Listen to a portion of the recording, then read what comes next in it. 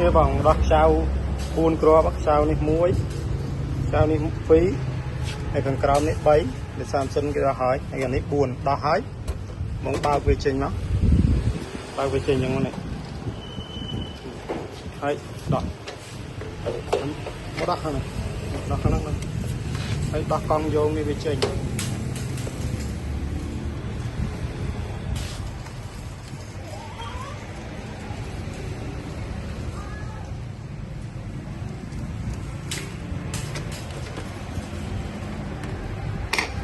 ចេញមក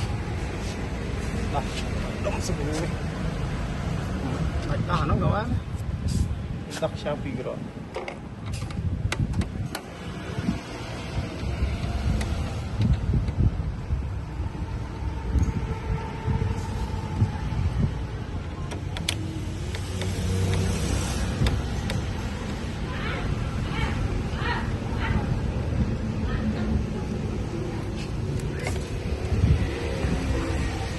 ចាំប្រត់ទេមក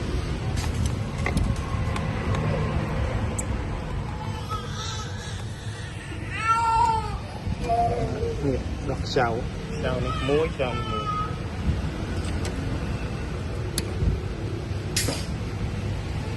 ចូលទៅ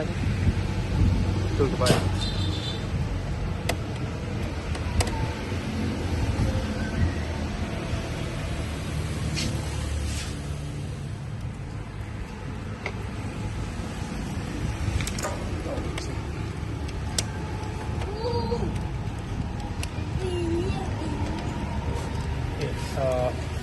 ពេលដាក់ចូលដាក់ជាពីមហ្នឹងឲ្យចូលកលៈអញ្ចឹង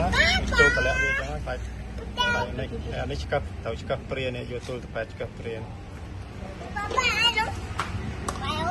ប៉ាថតវីដេអូផ្ញើភ្ញៀវចា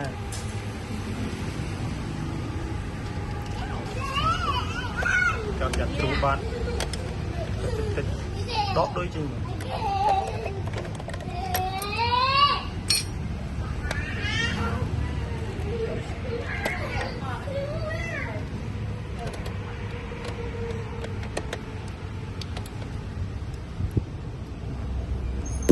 ប៉ុន្តែទាញវាចេញមក